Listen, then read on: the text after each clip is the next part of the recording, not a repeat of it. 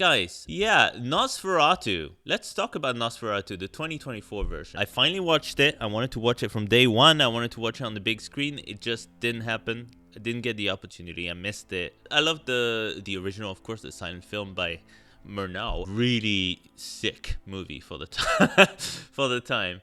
Ridiculous how creepy this movie is. Oh, it's so good though. Classic. But this movie has more, I think, connection to the Werner Herzog version of Nosferatu with Klaus Kinski. It's more like that. It's more artsy because Robert Eggers is a new director and he does these kind of elevated horror kind of movies. It's scary, but it's clever. You know what I mean? You don't feel like an idiot watching it. You know, you don't feel like you're watching Nightmare on Elm Street like 10. You know, you're like, okay, I'm watching something kind of artsy, but it is ridiculous enough to like hold my attention. You know, like he did The Witch, obviously. The Witch was a wonderful horror movie. Oh my god. It was like a gothic folk tale with Anya Taylor-Joy. And it's dark. That movie dark. That movie freaked me the out.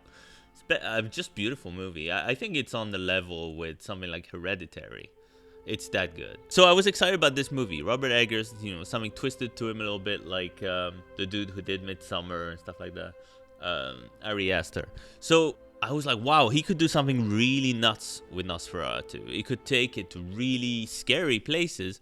And weirdly, this is not even like his scariest movie. Like, honestly, The Witch is the scariest by far. What's the other Robert Eggers movie? Oh, The Lighthouse. Yeah, The Lighthouse. You know, it's not a horror film, but it's a creepy movie with some crazy imagery. Yeah, I haven't seen The Northman. I really want to see that next. That's going to be my next watch. I think the Werner Herzog movie is much more visceral, I would say. You know, like this Dracula looks like he's like coming apart. Like he's just, you can see his teeth. You're like, this guy would mess me up. You know, it's just a bad vibe. It's like the bad vibe of the original. It's just like more, it's like if Cronenberg did it. It's freaking Herzog at his craziest. This movie is a lot more polished, I found. It's a lot more old-fashioned in its approach, which surprised me. And it's a lot more traditional. It's a lot more, and you know, even though it is gory and gross, it's not in a very like realistic way.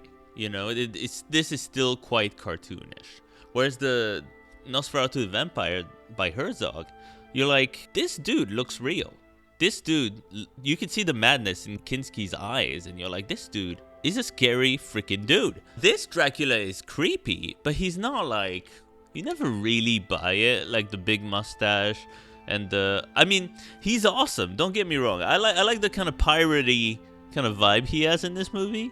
I actually do like the big mustache and the deep voice, but you can tell it's not like a real old man. Like they should have found like a f***ed up dude to play this role. They shouldn't have picked freaking this guy. You know what I mean? Like this guy is good, Skarsgård. He does an awesome job. But it's like, do we really need that guy? Just get like a f***ed up looking guy that you don't have to cake in so much makeup.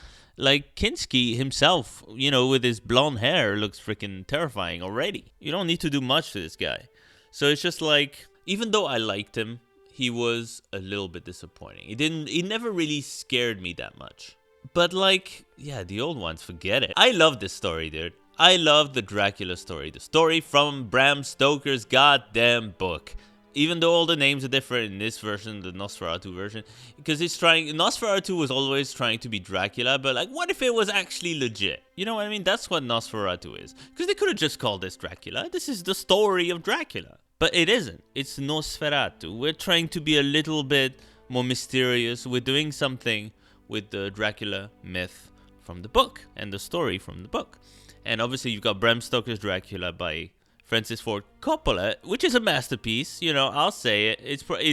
It's got to be the best version of Dracula out there. Yeah, because it does legit the story from the book in style. It's not all perfect, but it's like freaking amazing, that movie. This movie is a lot more like, it's like a silent movie, you know? Instead of like using the black and white gray palette, they use kind of light blue acting as the white, and a light kind of, or like a dark orange for anything that is kind of some kind of gray, you know?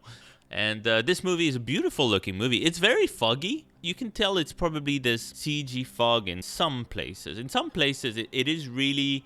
They've used the fog machine. Can I just point out that Nicholas Hoult sucks. I wish he'd done something different with it. I think Jonathan Harker has potential because there's a lot going on there with the character of Jonathan Harker and Mina Harker. Here's the thing. Robert Eggers doing NOSFERATU, doing Dracula. You expect something really twisted, something you wouldn't expect, something like quite modern, but with like a weird, edgy twist to it. You don't really know where it's coming from. Something new, something we hadn't seen before, right? When I heard this movie had kind of mixed reviews, or like not as high as I thought it was going to be kind of reviews, I was like, there must be something off about it. I would have bet that it's Lily Rose Depp was probably the problem because she's a young actress and maybe she's not that good in it. No, she's fine. She's fine. She's a perfectly good Mina Harker. I do think that's one of the film's weaker points is that we have to see Lily Rose Depp just orgasm every 2 or 3 scenes. And we got to see everything. We got to see everything. It just seemed a little much, in my opinion. Not in a particularly cool, interesting way either. But yeah, I don't know. All in all, this is perfectly well told, the story of Dracula in this movie. Like, there's nothing wrong with it. If you're trying to reintroduce people to Dracula, because it's been a while, this is fine. This is a good starting point. You can watch that, you're like, oh, that's the story of Dracula, interesting. And then you read the book. But this is fine. This movie was fine. It was good. I would go as far as to say it was good. Willem Dafoe cast as Van Helsing, genius, inspired. All this to say, watch NOSFERATU for a good, gothic, sexy, gory time.